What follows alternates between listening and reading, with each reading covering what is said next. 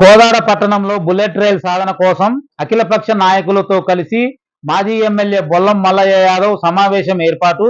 ఈ సమావేశంలో బొల్లం మల్లయ్య యాదవ్ మాట్లాడుతూ శంషాబాద్ నుండి అమరావతికి వెళ్లే బుల్లెట్ రైల్ నిర్మాణం పాత అలైన్మెంట్ ప్రాతిపదికనే నిర్మించాలని ఆయన డిమాండ్ చేశారు.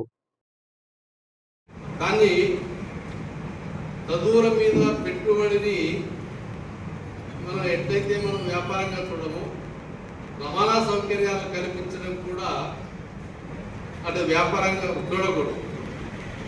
అట్లా చేసినా కానీ ట్రైన్ ప్రయాణ సౌకర్యం. అందరికీ నమస్కారం. కోదాడ పట్టణంలో బుల్లెట్ రైలు సాధన కోసం ఏర్పాటు చేసిన అఖిలపక్ష సమావేశ అధ్యక్షులు చేశారు. ఈ కార్యక్రమాన్ని మొత్తం కూడా కోఆర్డినేట్ చేస్తూ సాధించాలి అనే ఉద్దేశంతోనే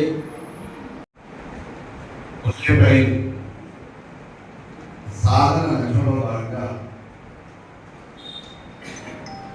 కోదాడు కూడా మనం రేపటి భవిష్యత్ తరాలకి భావితరాలకి ఉపయోగపడే లక్ష్యంతోని ఆలోచనతోని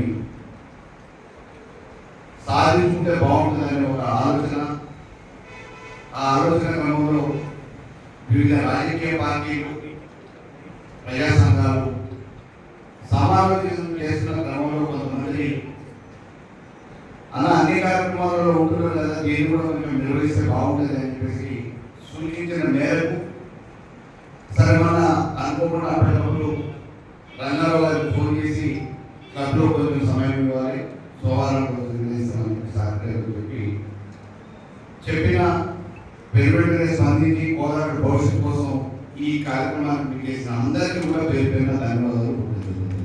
ప్రజా సంఘాలు, రాజకీయ పార్టీలు, వివిధ ఉద్యోగ సంఘాలు, కుల పేదలు, అన్ని వర్గాలు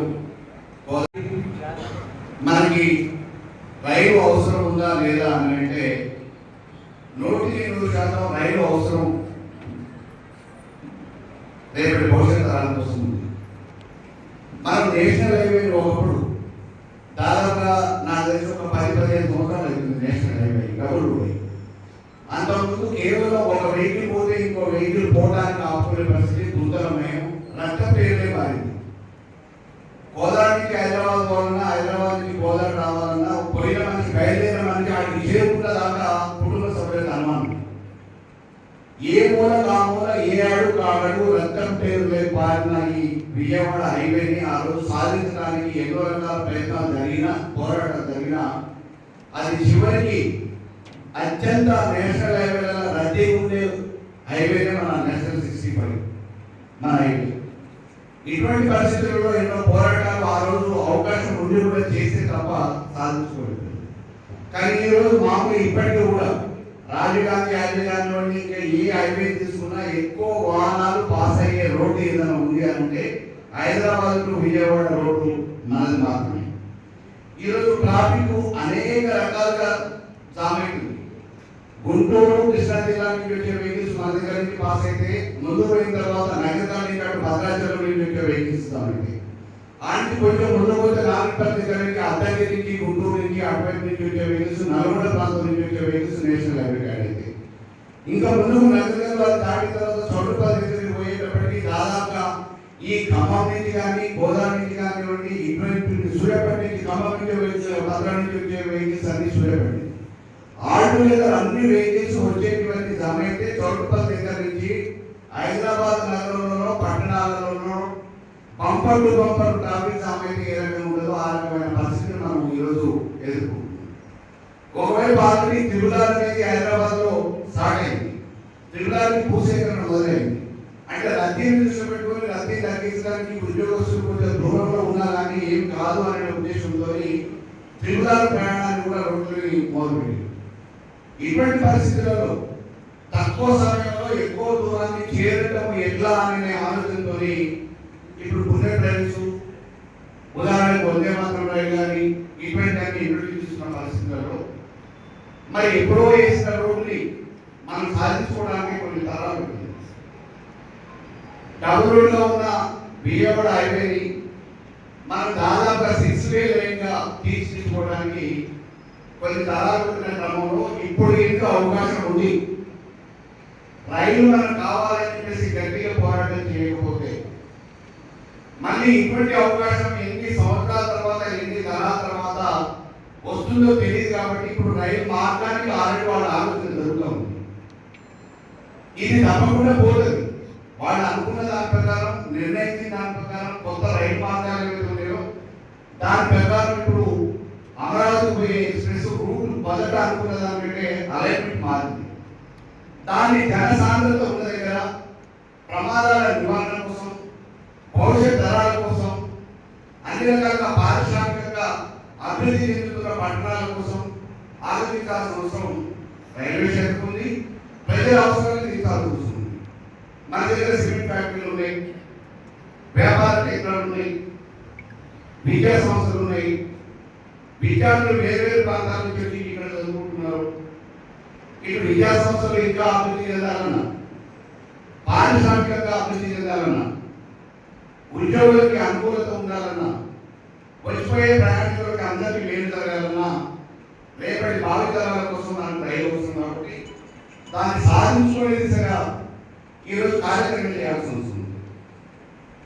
మనం గోదావరిని సాధించుకోవడానికి భవిష్యత్తు ప్రణాళిక ఏం చేస్తే బాగుంటుంది, దానికి ఏ రకమైన రూపకల్పన చేయాలి, కార్యక్రమం చేయాలి, దాంట్లో ఎవరిని భాగస్వామ్యం చేయాలి, ఏ వర్గాన్ని కలుపుకోవాలి, దీనికోసం అప్రోచ్ కావడానికి కేంద్ర మంత్రులు కానీ, ఎంపీలు కానీ, శాసనసభ్యులు కానీ, ఈరోజు రాష్ట్ర ప్రభుత్వంలో ఉన్న అధికార పార్టీ వాళ్ళు కానీ, అధికారంలో ఉన్న అధికారులు కానీ, పార్లమెంట్ సభ్యులు కానీ కొంత కదిలేయడానికి అవకాశం ఉంటుంది. కాబట్టి వీటన్నింటిని దృష్టిలో పెట్టుకొని భవిష్యత్ కార్యాచరణ కోసం మనం ఈ సమావేశాన్ని నిర్వహించాలని ఒక ఆలోచన చాలా మంది పెద్దలు సూచన మేరకు నిర్వహిస్తున్నారు. ఈ క్రమంలోనే అందరికీ విజ్ఞప్తి ఏంటంటే, మనం ఈ రోజు నుంచి కార్యక్రమం మొదలుపెట్టాలి. రైలు సాధనే లక్ష్యంగా దానికి నాయకత్వం వహించడం అనేది ఒక భాగం అయితే, ఏమేమి చేస్తే రైలు సాధించుకోగలుగుతాం, మనకున్న అవకాశాలు ఏంటి,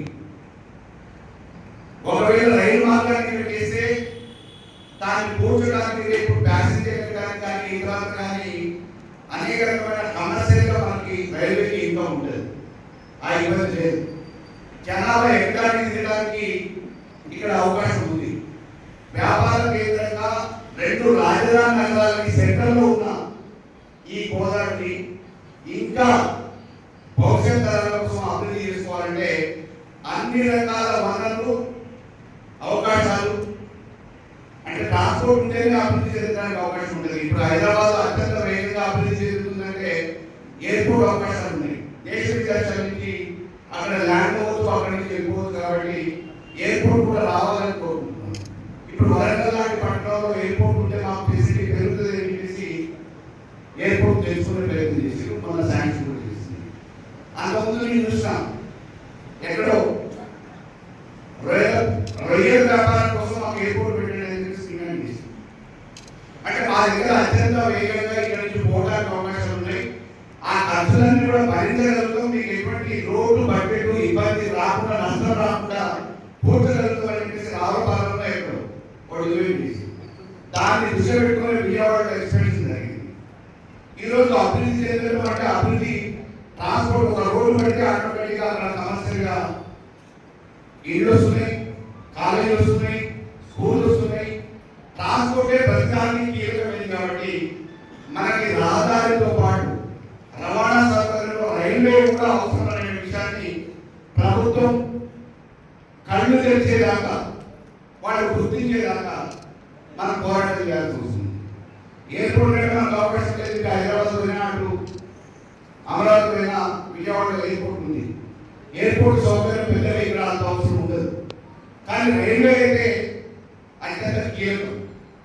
కాబట్టి ఎంతో కీలకమైన భవిష్యత్ తరాల ప్రయాణానికి ఉపయోగపడే ఈ రైల్ని కొనసాగించడానికి అలైన్మెంట్ అవసరమైతే గోదావరి వరకు పొడిగించే విధంగా, కనెక్టివిటీకి సంబంధించినంత వరకు అవసరమైతే సర్వే చేసి ఇక్కడి నుంచి ట్రాన్స్పోర్ట్ కానీ, ఇతర కానీ, వ్యాపారం కానీ కాబట్టి కేంద్ర మంత్రిత్వ శాఖ, రైల్వే సిబ్బంది, రాష్ట్ర ప్రభుత్వం గుర్తించే విధంగా ఈ పోరాటాన్ని కొనసాగిద్దామని, దానికి సంబంధించి ఇక్కడికి వచ్చిన పెద్దలందరూ కూడా భవిష్యత్ కార్యక్రమం చేయాలని తీసుకోవచ్చు.